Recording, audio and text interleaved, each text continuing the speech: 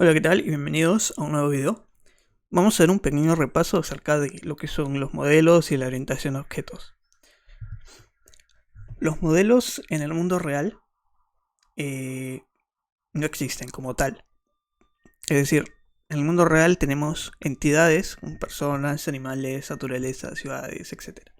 ¿No? Y todas estas entidades eh, contienen un montón de atributos. Cuando nosotros vayamos a construir un sistema de software, vamos a utilizar representaciones mucho más sencillas, a las cuales podemos denominar como modelos. Por ejemplo, en la vida real tendremos un avión que pues, puede tener ruedas, alas, tamaño, peso, fuselaje, etc. Muchas cosas. Pero en el sistema de software que querramos construir tal vez solo nos interesan algunas, como por ejemplo el tamaño, el peso y el nombre. Además también nos interesará cierto comportamiento del avión, pero no todos, ¿no? Como por ejemplo desplazarse y despegar. De esta manera lo que nosotros estamos haciendo es coger solo algunas cosas que nos interesan para nuestro sistema de software y representarlas como un modelo en este sistema. Ahora, estos modelos se pueden categorizar en función de los atributos y el comportamiento que posean. Por ejemplo, tenemos el avión 1, que tiene tamaño 150 metros cuadrados y de nombre Boeing 747. El avión 2, de tamaño 250 metros cuadrados y de nombre Airbus A380. Podríamos agrupar estos dos modelos en una única categoría que podríamos llamar avión. Esta categoría nos va a permitir pues saber que todos aquellos modelos que tengan o pertenezcan a esta categoría van a tener un tamaño, un nombre, ¿no? Y además podríamos utilizar esta categoría como plantilla para poder construir nuevas instancias, nuevos modelos con los mismos atributos pero con diferentes valores. Además también podemos agrupar dentro de estas categorías comportamiento, ¿no? Como por ejemplo desplazarse y despegar. Entonces una clase nos va a servir para poder crear instancias con los mismos atributos y comportamiento que se definan en esto. Por ejemplo, podríamos describir una clase a partir de los modelos anteriores que se llame avión y que tenga los atributos tamaño en metros cuadrados, nombre como texto, y que el comportamiento sea desplazarse una longitud y despegar. Y con esto, pues cada vez que hagamos referencia a un avión, pues nos referiremos a esta categoría, a esta clase, ¿no? Que tiene estos atributos y tiene este comportamiento. Visualmente en UML podemos representarlo de esta forma. Podemos simplemente colocar el nombre de la clase y encerrarlo en un rectángulo para decir que ya es una clase, ¿no? Podemos también mostrar los atributos de esta colocando un rectángulo debajo que tenga el tamaño y el nombre, ¿no? O sea, los atributos. Y si colocamos un rectángulo más, podemos colocar tanto el comportamiento de la clase, ¿no? Como desplazarse y despegar. Y luego entraremos más en detalle de qué significa cada cosa, qué es el menos, el más, por qué se usan paréntesis. Bueno, eso lo veremos mucho más adelante. Objetos vienen a ser instancias de clases. Los modelos que se simplificaron perfectamente podrían ser objetos. Un objeto pues lo podemos representar en un ML de esta forma, muy parecido a una clase, ¿no? El nombre del objeto y dos puntos seguido el nombre de la clase. Y una línea por debajo. Y después, en otro rectángulo, podemos expresar también los atributos con los valores concretos de este objeto, como el nombre y el tamaño. Los objetos solo interactúan con otros objetos y las clases simplemente son plantillas que ayudan a categorizar y construir objetos. O sea, los objetos son las cosas concretas, ya, los modelos construidos, y las clases son simplemente plantillas que nos ayudan a construir, ¿no? Y a categorizarlos. Ahora, existen pilares en todo el tema de la orientación a objetos, tal vez lo han visto en programación orientada a objetos, pero en general, el mundo de la orientación a objetos, que puede estar completamente abstraído de la programación, son 4 pilares que se tienen que tener en cuenta. Primero es la abstracción, que es la capacidad de poder esconder comportamiento y atributos para dejar solo aquellos necesarios, ¿no?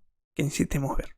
Por ejemplo, podríamos definir una clase avión que tenga solo un comportamiento, que sea despegar, y que el resto del comportamiento esté oculto, ¿no? Que no lo podamos ver. De esa manera nos abstraemos, nos permitimos ocultar esa información que tal vez no nos interesa.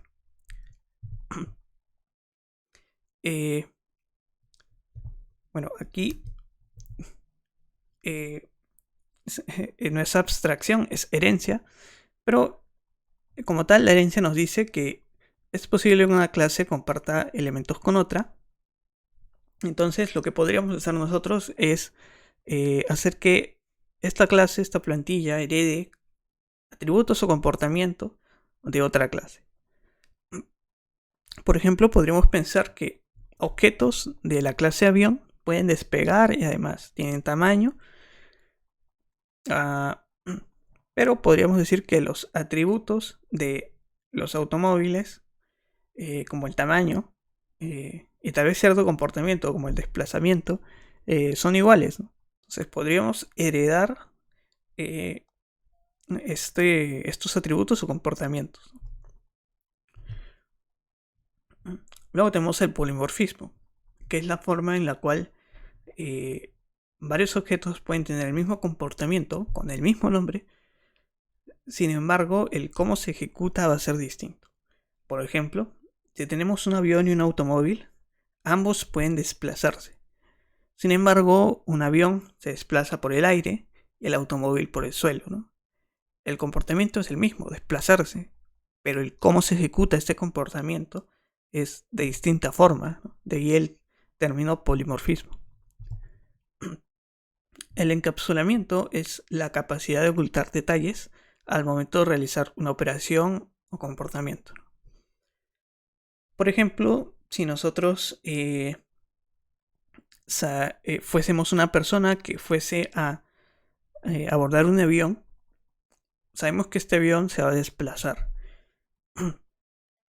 pero no nos interesa saber cómo es que lo hace, con qué motor, bajo qué condiciones, con cuánta energía, cuánta capacidad tiene, etc. No, lo que nos interesa es que simplemente lo haga y se acabó, ¿no? Estos detalles de implementación de cómo es que funciona el desplazamiento de un avión se realizan dentro del mismo avión, dentro del mismo objeto, dentro del mismo modelo. A nosotros desde fuera no nos interesa, ¿no? Por lo tanto, esa información está encapsulada dentro del avión. Veamos otra cosa que es, ya tenemos objetos, hemos creado objetos, los hemos categorizado con clases, ¿no? Y ahora, ¿cómo comunicamos varios objetos que hemos creado, ¿no? O que hemos modelado? Bueno, es simple, es a través de mensajes, ¿no? Por ejemplo, diremos que hemos categorizado dos modelos, dos objetos, en dos clases distintas, la clase televisor y la clase control remoto. Entonces, yo quiero comunicar el control remoto con el televisor. ¿Cómo lo hago? Pues a través de un mensaje. Le indico al control remoto que se comunique con el televisor a través de un mensaje. ¿Y cómo se va a hacer? Bueno, lo va a hacer a través de su interfaz. El televisor nos tiene que proporcionar alguna interfaz para poder comunicarnos, ¿no? En la vida real las interfaces son más claras, ¿no? El televisor tiene pantalla, tiene botones, ¿no? Puede tener la antena inclusive para recibir las señales de televisión o señal infrarroja para recibir las señales del control remoto, ¿no? Entonces, si comunico el control remoto con el televisor, lo puedo hacer a través de su interfaz, el puerto infrarrojos, ¿no? Del televisor que tenga para poder recibir las señales. Si fuese una persona que se va a comunicar con el televisor, lo haría a través de los botones, por ejemplo. Si el televisor quisiese comunicarse conmigo, tal vez lo haría a través de la pantalla, ¿no? Para emitir la información. Entonces la interfaz es cualquier forma que nos ofrece un objeto, que puede estar en forma de operaciones, de comportamiento, para poder comunicarnos. ¿Y cómo es que se relacionan estos objetos? Bueno, los podemos relacionar a través de verbos, ¿no? Podríamos decir que el control remoto se relaciona con el televisor, puesto que el control remoto enciende al televisor, ¿no? Es muy simple, ¿no? Podemos hacerlo incluso de otras maneras, ¿no? El control remoto cambia el canal del televisor. El control remoto apaga el televisor, etc. También va a haber casos en los cuales un objeto va a estar conformado por otro, ¿no? A esto se le conoce como agregación. Inclusive puede que estos objetos, subobjetos que existan dentro de otro, no existan fuera de este, ¿no? O no puedan existir fuera de este, ¿no? A esto se le puede decir composición.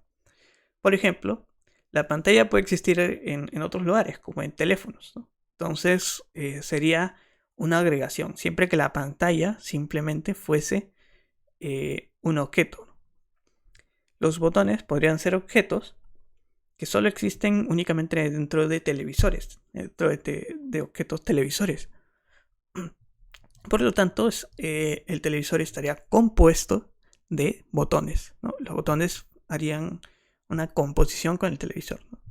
Mientras que las pantallas solo serían agregados del televisor. Ojito que el término composición es podría decirse que es un subtérmino de la agregación, ¿no? O el hecho de que los botones estén relacionados con el televisor por composición quiere decir que también lo están por agregación. Solo que la composición es mucho más estrecha. Y bien, eso es todo. Es un pequeño repaso muy rápido y muy resumido de la orientación a objetos. Y bueno, para que tengan algo con que practicar, aquí les dejo algunos ejercicios. Y algunos otros más.